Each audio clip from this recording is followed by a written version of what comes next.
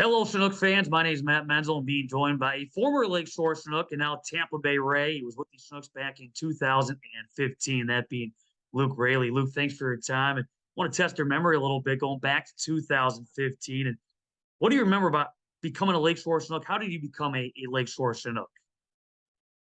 Yeah, I remember exactly how I became a Lakeshore Chinook. So I got a call from my college coach. It was actually we were still in fall ball. So I found out pretty early in the school year, we had just gotten back. But Cam Castro was our pitching coach and he went to Lake Erie College. So Coach McGee over at Lake Erie and Cam had a good relationship. And, basically Cam kind of pulled some strings to get me on the team.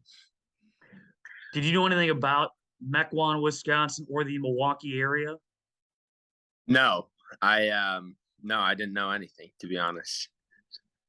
Looking back at 2015, the one game that certainly jumps off the page from your time as a Lakeshore Chinook occurred on July 4th of that season. It was game one of doubleheader at Kalamazoo. Only a 7 inning game, and you hit 4 home runs. What's your recollection of that performance? Yeah, I mean, I remember it pretty clear. The first one I hit out to left field.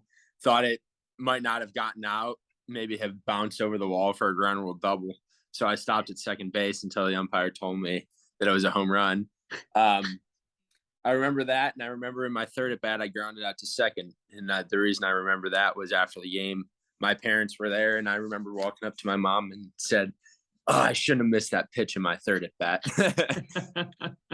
Of course, the 4 home runs in the game, a Northwoods League record, which actually was matched by a Wausau Woodchuck in 2021. But when you look at your time with the Chinooks, what other memories maybe come to your mind when you think back to what, 7, 8 years ago? Oh, there's a lot. I mean, there's not a doubt in my mind that without playing for Lakeshore, I'm not where I am today. So I know that in the Northwoods League is where I got noticed by professional scouts. So like all my memories are really, really fond of Lakeshore, and I really enjoyed the team there. We had a great group of guys that made that summer a lot of fun. When you think about Chinooks baseball, and right now the team is celebrating its 10th anniversary, you were named one of the top 30 players to ever play for the franchise. What's it mean to you to realize that, in that one summer, you left such a impactful mark on this franchise? Oh, it's an honor. I mean, I it's always nice to be mentioned up there with the best of the best that have played for Lakeshore. And there's not another franchise like you said that I would have rather played for. I really enjoyed my time there, and I had a great host family. So I have nothing but good things to say about Lakeshore and the Northwoods League as a whole.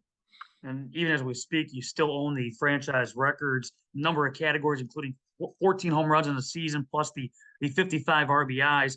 You mentioned just the experience helped prepare you for what would come. I want to dig a little bit deeper into that. So you're drafted by the Los Angeles Dodgers in 2016. You began your pro ball career.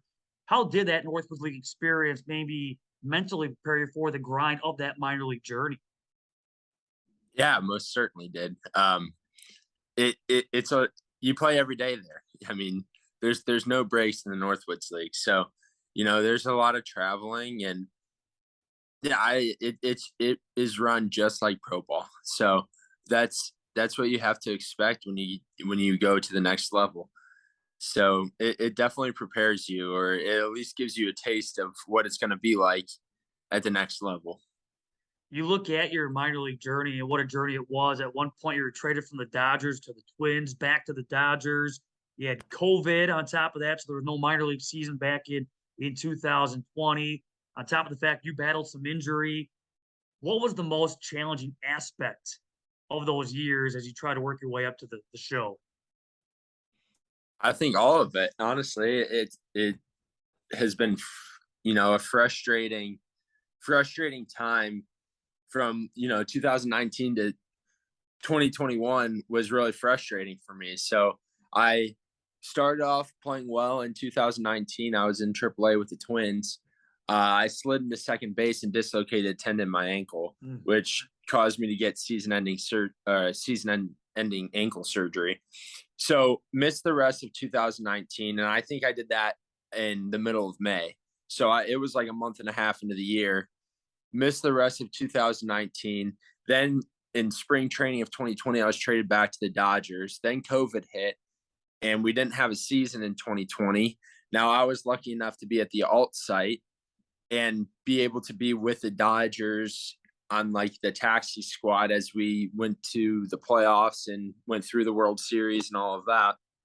So that was a cool experience, but it just felt like, I was so close, starting in 2019, I was getting so close. And then I get injured, and then there's COVID, and it's just like, it was extremely frustrating. And then all of a sudden, here, April 9th, 2021, you get the call up, you make your Major League Baseball debut with the Dodgers against the Washington Nationals. How did you find out you were getting called up, and what are your memories of that debut? Yeah, actually, the whole thing is kind of lame in a sense because I was with the team on the taxi squad. So I was already in LA, and basically all they did was call me into Doc's office and say, "Hey, we're gonna put Cody on the IL, and you know what that means for you." And I was like, "Well, I hope that means I'm gonna be activated and whatever." And they said, "Yeah." So that was kind of it. And they try to do something fun for me, tell me like that. But I think it's more satisfying when you're busting your butt in AAA and you get the call, and you get to go up to the next level. So instead of already being there. And then April 14th, you got your first big league hit. 2 days later, your first home run. What was the emotion as running around the bases? They can't take that home run away from you forever. In Major League Baseball history, you have that home run, now more than just that one. But how would you describe the emotions of hitting your first big league home run on April the 16th? I don't think you really can describe the emotions. I think I came like as close to blacking out as I possibly could have.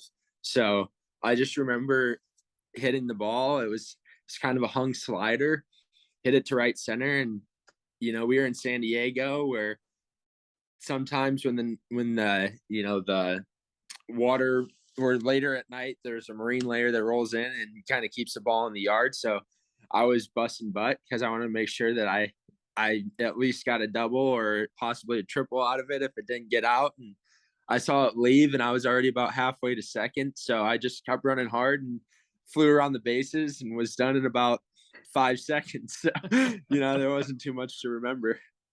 Now, this past March, you got traded to the Tampa Bay Rays. And I don't know if this gets discussed a ton, but from a player standpoint, how do you handle a situation like that where you get traded from one team to the next? What all goes into all of a sudden picking up your life, and then in your case, moving from one side of the country to the other? Yeah, I mean, I think that I was prepared for it. The first two trades had kind of prepared me for the third one, Sure. but you have to realize at some point that it is a business, and though baseball is a game to us and is fun and all of this, like there's a business side to this. So you just have to sometimes go with the flow, and sometimes it's hard, meeting new people or all new people for the first time and not knowing anyone and going into unfamiliar situations. It makes it difficult. But I think, you know, being traded it comes with experience, or like the more experience you get with it, the better you are at getting traded and meeting new people and all of that stuff.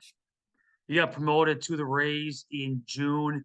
Did it take some adjusting, get used to playing the outfield at the Trop? Not too much. I would say a couple BP sessions and shagging out there. You get used to it. There is a level of difficulty because of the white roof, and the ball will blend in sometimes. But I'll tell you what, like you never have to worry about the sun. You never have to worry about the weather conditions outside. So, I mean, it adds a level of difficulty with seeing the ball it really dumbs everything else down because everything's going to play extremely true inside. So I think it's pretty equal.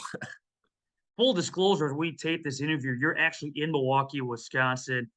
Is it still somewhat special for you when you get the opportunity to come back to the state of Wisconsin where you spent the summer? Yeah, no, I was extremely excited, and last year even with the Dodgers, I traveled to Wisconsin to Milwaukee. Uh, it was pretty early in the year last year. I can't remember the exact dates, but when we got into Milwaukee, I actually got optioned um, back down to AAA. So I was bummed that I didn't get to play here. So I'm excited to be back here and actually be able to play. Um, yeah, but it's always exciting to come back here. It was definitely my favorite summer I had, and I'm gonna be forever thankful for everything that happened when I was with Lakeshore and everything that Lakeshore did for me. Um, so yeah, it's always special to come back here. To wrap it up, any advice you have for any ball players that are maybe starting their path through the minors or maybe that have that hopes of maybe one day getting that opportunity at the pro level? Yeah, I mean, I would say the most important thing is you just never know what's going to happen. I mean, I went to a Division II school. Um, it's just, and no one ever thought that I was going to get drafted, but I worked hard and I showed everyone that I could compete. While playing in Lakeshore and other summer leagues that I played in, and I showed people that I could compete with the Division I guys that were going to get drafted, and you never know. So you just always got to be going 100% and show people what you can do every single day because you never know who's there watching. Well, Luke, congratulations on all of your success. And on behalf of Nook Nation, thank you for everything you've done for the Lakeshore Chinooks. And we're certainly cheering for you. We're cheering you on as you continue on in Tampa and all the best with the Rays.